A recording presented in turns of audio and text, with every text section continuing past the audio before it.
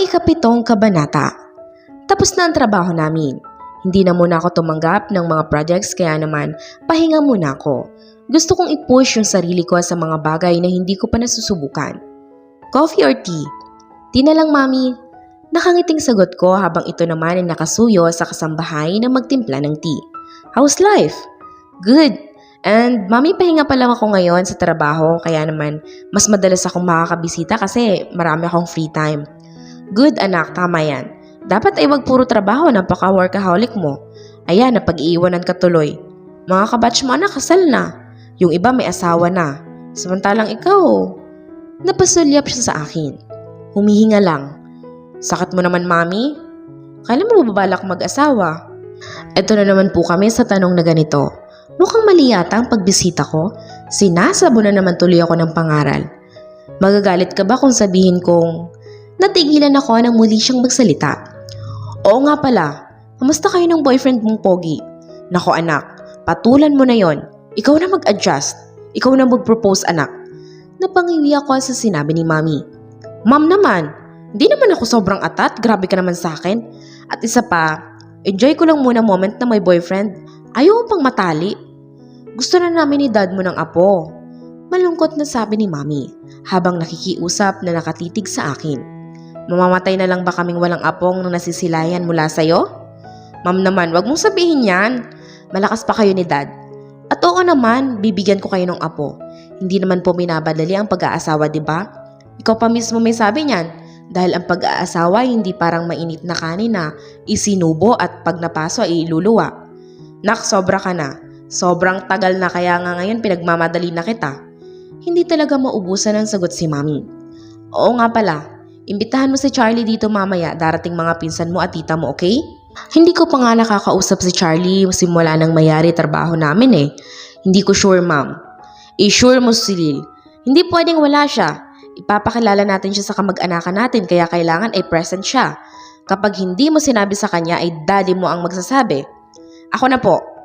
Matamlay na sabi ko bago dinukot ang phone ko sa bulsa. Tawagan ko lang, mami. Paalam ko bago lumayo. Ilang segundo munang nag-ring bago niya sinagot. Bakit? Ito ang bungad niya. Busy ka? Bakit? Muli niyang tanong. Ano kasi, may bisita parents ko at gusto nilang nandito ka para makilala ka ng mga kamag-anak namin. Matagal bago siya sumagot kaya naman muli akong nagsalita. Sige, kung busy ka gagawa na lang ako ng dahilan. May dadaanan lang ako pero darating ako. Tanging sabi niya bago binaba ang tawag. Anong sabi? Ma'am, kamuntik nang mahulog ang puso ko sa sobrang gulat. Si mami kasi nasa likod ko pala at nakikinig na parang chismosa. What? Maangan pa ito? Alam mo, parehas ka ng mga kaibigan ko. Mga marites kayo eh. Napairap na lamang ako bago bumalik sa sala. Pabagsak akong naupo sa couch. Pupunta daw po siya pero please naman mami. Sana naman wag na ninyong gawin yung kaugalian yun ni tita and tito na babatuhin ng cake pag may ipinakilalang. Hindi na ako natuloy sa sinasabi ko. Anak, ano ka ba? Masaya kaya yun. Kaugalian na natin na babatuhin ang isa sa mga kapamilya natin na nagpakilala ng boyfriend o girlfriend. At syempre, kasama si Charlie kaya mag-ready na kamo siya ng pamalit. Bili ni mami bago ako kinindatan. Napahilamos ako ng mukha gamit ang aking palad. Hindi ko pa naman sinabi kay Charlie na may gano'n na gagawin sa amin mamaya. Patay ako nito sa kanya. Wow, ang pretty naman ang pamangkin ko. Si Tita Eva na tuwang-tuwa nang makita ako. Si Lovely po kasama ninyo? Tanong ko sa pinsan ko na anak ni Tita Eva. Busy yun, iha. May honeymoon sila ng husband niya sa Korea. Isang buwan ang itatagal nila kaya naman hindi muna siya makakasama. Sayang, close ko pa naman si Lovely at miss ko na siya. Close ko naman lahat ng pinsan ko at halos lahat sila ay may mga asawa na, anak at boyfriend o girlfriend na. Ako na lang talaga ang wala pa. Kaya talaga namang surprise ang magaganap ngayong gabi. Sulil? Niyakap ako ni Tito Luis. May asawa ka na? Tanong pa nito. Wala pa po. Gumawi ako sa kusina at nakita ko si Tita Eva, Tita May at Tita Beth. Masaya silang nag-uusap-usap tungkol sa mga apo nila. Hi po. Nahihiyang bati ko bago kumuha ng maiinom. May asawa ka na ba? Tanong ni Tita Beth. Wala pa po. Bakit wala pa? Gulat na tanong ni Tita May. Sulil, iha. Halos lahat ng mga pinsan mo ay may mga asawa na. Ikaw ba, anong plano mo? Gustong-gusto na ng magulang mo na magkaroon ng apo. Mga itsyusera. Wala pa nga eh, anong gagawin ko? Kaya ayaw kong makakasama talaga sila eh. Wala silang ibang tanong kundi may asawa na ba ako, o may boyfriend na ba ako, o kaya naman ay kailan ko balak. Sus! Torture na sa utak ko. Sorry I'm late. Inakbayan ako ni Charlie. Good evening po. Bati niya sa 3 tita ko. Gulat akong napatingin sa kanya. Paano mo nalamang nandito ako? Tinuro ka ng mami mo sa akin. Sagot niya. Ang gwapo naman, sino siya? Tanong ni Tita Eva. Kanya-kanyang tanong na sila at pinagkaguluhan ni si Charlie na parang isang celebrity. Kaya naman si Mami ay kumuha na ng microphone at kinuha ang atensyon ng lahat. Listen, sumulyap muna sa amin si Mami. Gusto ko lang sabihin na proud ako sa anak ko.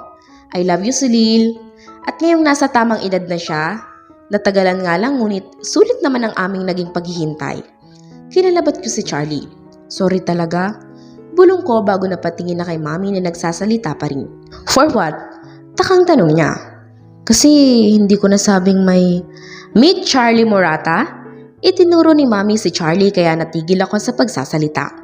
Ang boyfriend ng anak kong si Sulil. Kanya-kanyang dakot ang mga tita, tito at pinsan ko ng cake bago sabay-sabay na ibinato sa amin bago sila nagpalakpakan. Mariin akong napapikit bago madahang inalis sa buhok ko ang mga cake na tumama sa amin. Congrats! Sabay-sabay na sigaw pa nila with confetti. Kaya naman yung confetti dumikit sa amin yung iba dahil nga malagkit kami. Patay ka sa akin mamaya. Bulong ni Charlie. Kiss! Kiss! Kiss! Ito ang sigaw nilang lahat habang nakatingin sa aming dalawa ni Charlie na puno pa rin ng chocolate cake. Alam mo, hindi mo naman sila kailangang Hindi na ako nakapagpatuloy dahil inalapat na ni Charlie ang labi niya sa aking labi. Ramdam ko pa nga ang dila niya sa gilid ng labi ko. Kinain niya yung cake na nasa gilid ng labi ko. Nakangisi siya sa akin bago pinitik ang noo ko. Look at them. Utos niya kaya naman agad akong lumingon. Mga wala na sila. May kanya-kanyang ginagawa na at kanya-kanyang daldala na parang walang nangyari. Napailing ako bago sumagot. May pagiging weird talaga pamilya namin. Napapalatak pa ako. May damit akong inihanda sa'yo sa kwarto sa taas, tara na. Aya ko bago nauna sa kanyang umakyat sa hagdan patungo sa kwarto.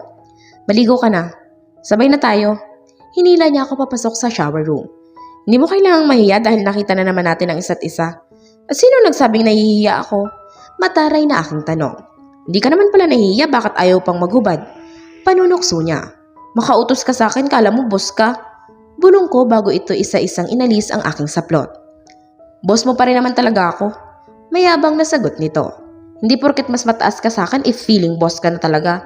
Hindi mo na ako architect kaya hindi na kita boss, no? Katwiran ko. Pero ako naman ang boyfriend mo. Sa contract. Mabilis kong sagot. Naningkit ang mata ko habang titig na titig sa kanya. Kung matras ako sa kontrata, hindi ka masaya ngayon. Sinasabi ng mokong na to. Sa pagkakaalam ko, Charlie, masaya naman. Natigilan ako. Torture pa rin ang utak mo sa kakatanong nila so it means one thing. And, nakataas ang aking kilay habang hinihintay ang sinasabi niya. I save you. Wow, lakas naman pala ng tingin sa sarili no? Napairap ako at hindi na lamang sumagot. Pinagana ko na ang shower upang malinisan ang katawan ko dahil nanindiri na ako sa lagkit. Stay still. Utos niya bago ako na corner sa pader. Inilapit niya ang kanyang labi sa ilong ko. Are you afraid of me? Napalunok ako bago sumagot. No. But why your voice is... Napapalatak ng 3 beses. Obvious naman na ang lakas ng impact ko sa'yo, Sulil. Hinawi niya ang aking buhok habang ang boses niya ay paseksi ng paseksi. Kinikilabutan na ako sa'yo, tigilan mo na nga yan? Itinula ko siya ngunit matigas ang katawan niya kaya naman hindi man lang siya natinag. Hindi ko na magawang alisin yung kamay ko sa matipuno niyang dibdib. Bigla na lang gumalaw ang kamay ko at napadpad sa abs niya. I'm just teasing you para kumagat ka. Natatawang sabi niya bago ako sinunggaban ng halik. Basa pa ang buhok mo, wag mo munang itali. Parehas na kaming nakabihis ngunit hindi pa kami bumababa upang makasaya sa pamilya ko. Parehas naming ayaw dahil maingay. Tapos ay tutuksuin lang naman kami. Nalaman ko lang sa lola ko. Sabi pa niya bago kumuha ng suklay at inalis ang tali ko sa buhok. Madahan niyang sinuklay ang buhok ko. Hindi ako umangal. Para kasing komportable ako sa ginagawa niya kahit na ito pa lang ang unang beses na ginawa sa akin to ng isang lalaki. Kumusta pala kayo ni Celine? Tanong ko upang may maging topic kami. Ayos lang, tipid na sagot niya. Alam mo, ewan ko kung pansin mo. Pero kitang-kita naman kay Celine na nag-e-effort siya for you. Hindi nag-work ang relationship namin nung una kaya naghiwalay kami. At ngayon mas naging okay kami sa pagiging friends. Nanlaki ang mata ko sa gulat. So you mean, ex mo pa rin pala siya? Napatango siya. Bakit hindi mo man lang sinabi? Para saan pa? Kinalimutan na namin yon at maayos kami ngayon.